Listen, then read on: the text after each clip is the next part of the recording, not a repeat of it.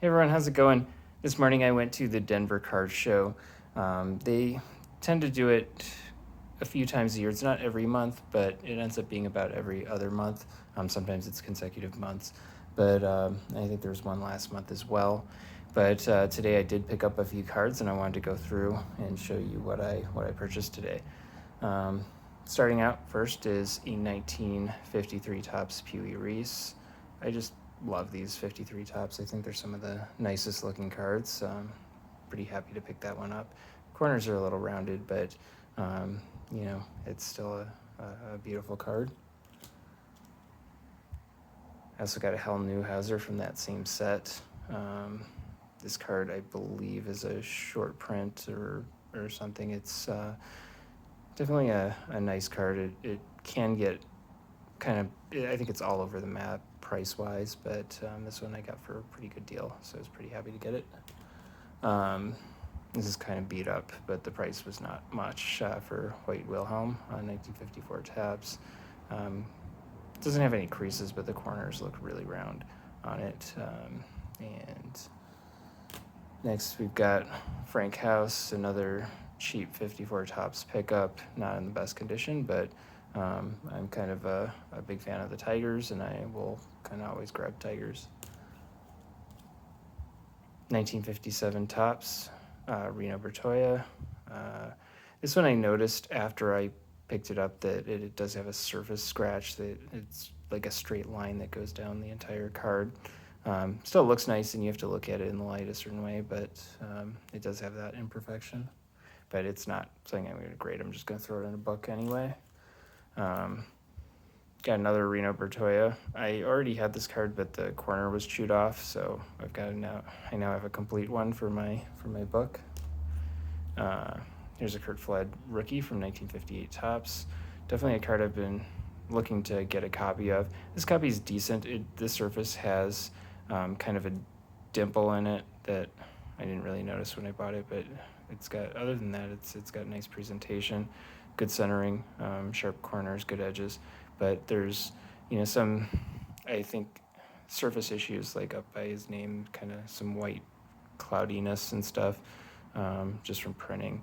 That doesn't make it perfect, but you see that a lot on these 58s. But the big issue is there's kind of like a dimple on his face that, when you look at it, it's pretty noticeable under the right light, but it doesn't really affect the picture, but it would affect grading if I were to do that. Charlie Maxwell, 1959 Topps, another Tiger for my collection. Here's a card, 1960 Topps, Maze Rigney, Master and Mentor.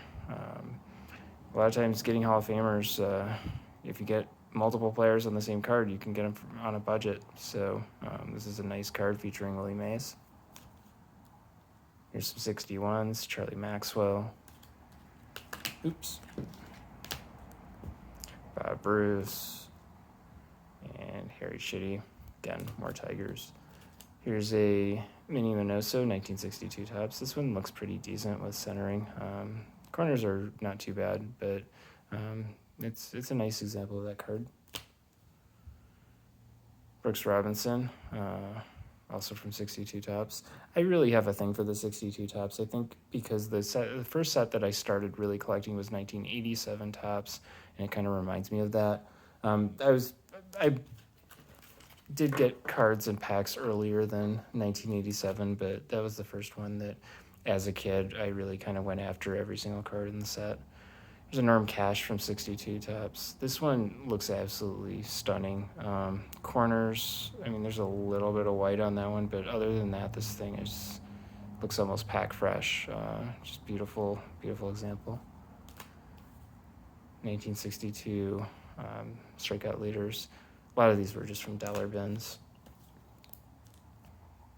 This was in a budget box of slabs. Ed Matthews, 1964 Topps, PSA 4. Nothing special, but it's a nice card. It's at 67. Pitching leaders, Cott, McLean, and Wilson. Nice card. Mickey Stanley. I kind of rescued this off a guy's table that was all modern basketball and football, and he had this one 68 tops just sitting there on kind of by itself, and it was a Tiger that I didn't have yet. And I asked him how much he wanted for it. He said $1, so yep, got it. Lou Piniella, 1971 tops. That was out of a dollar box. William McCovey out of a dollar box from 74. Robin Yount. I made a deal for this card and a wax box of 1987 tops together. And I do have another Robin Yount rookie that is coming from PSA that should be here tomorrow. I think it's worse than this. Even a 5 isn't the best, but it's better than the version I had. So kind of upgrading before I even get my one back from PSA, which is pretty cool. And as far as wax boxes go, card shows are really great places to get wax boxes for a lot less than you can buy them on eBay. I'm not sure if I should open this. I was thinking for nostalgic reasons to do that. I thought it would be kind of fun. Their 80s junk wax stuff are cheap, but they kind of appeal to the kind of childhood nostalgia from way back in the day. Do you guys keep these boxes closed, or do you ever open them for fun? What do you do with them? Anyway, I haven't decided yet, but just kind of cool to get that. Nolan Ryan, 1981 Flair. Alan Trammell, 1981 Donruss. I had graded mine out of my 81 Donruss set, so looking for one to stick back into the set. Same with the Jack Morris. Which I don't know if I graded it, but it was sitting with there and it looked nice. Can't remember everything I had. Sometimes I buy duplicate cards. Dave Bing from the Pistons from back in the day. He was also the mayor of Detroit for a while. Wes Unseld. Earl Monroe. JoJo White. Curtis Gilmore.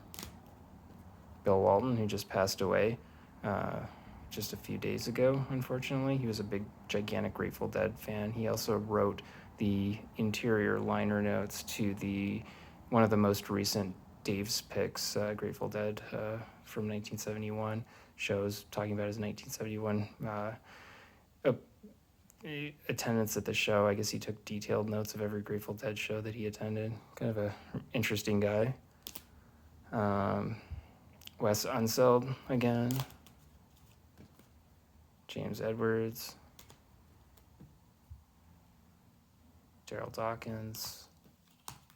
Just some 70s basketball, Bob Lanier.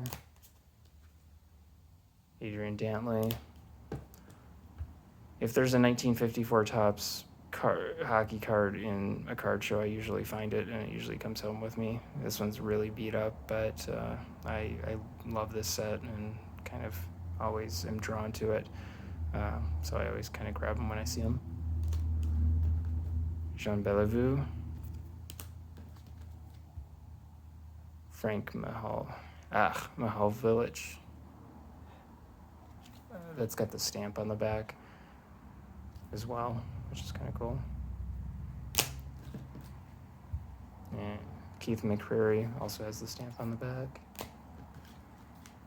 Another Peter Forsberg rookie. I'm still looking for a perfect copy of this. It's not an expensive card, but being a Colorado Avalanche fan, I'm kind of wanting to get a good copy of that card. Jerry Cheevers. There was a guy that had a binder of vintage hockey, and he wanted me to give him an offer on the entire book, and it had like some Bobby Orrs in it, but they were beat up, and a bunch of other cards. And I hate it when people don't price their stuff and they refuse to give you kind of a number of what they're looking for, and you have no idea kind of what to offer, whether it's too little or too much, and you don't want to offend them. And he was kind of one of those that had nothing priced, but I've always been Jerry Cheevers fan and wanted this card. It was in the book, and instead of offering on the book, I just said, well, what about this card? And he said $5, so it's probably worth less than $5, but wanted it. Then there's a guy that I often buy stuff from. He had a dollar bin, and which was mostly modern cards, but he had this stack of 48 1967 Topps cards in it. And so I bought 48 1967 Topps, and then he had 4 Young Guns, which are probably no-namers, but got all 52 cards. I asked him how much, and he said $20 for everything. So that was pretty cool. These are commons, but I still love grabbing old 60s cards. Just go through it really quickly.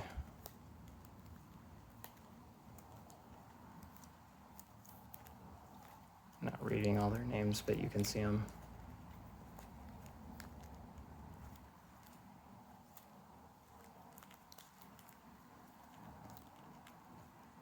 And they're in decent shape for what you'd expect out of 67s.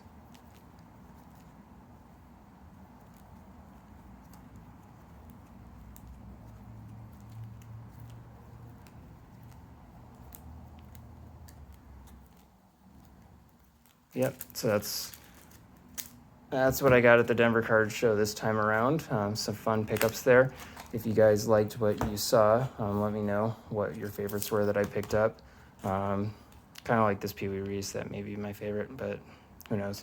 Anyway, give me a like or subscribe if you like my content. I should be getting my vintage PSA lot in tomorrow. I've been kind of following the tracking, and I've been waiting for that since March. It's from the March special. There was one card in it that I did look at the grade at beforehand. Normally I make it a surprise, but when it came back saying that it charged my card, it looked like it charged for a lot less than the amount that was guessed on the invoice, which means that they likely rejected some. And there's a card that I was super afraid of, that I went and kind of covered the grades when I was going down the list of the cards, just to make sure that one was not one that got they got put in between 2 pieces of cardboard with green stickers, and that one did get graded, and it's quite a nice surprise. So looking forward to making a video for that, and hopefully you guys will stay tuned for that. That's it for this video, and I will see you guys on the next one. Take care.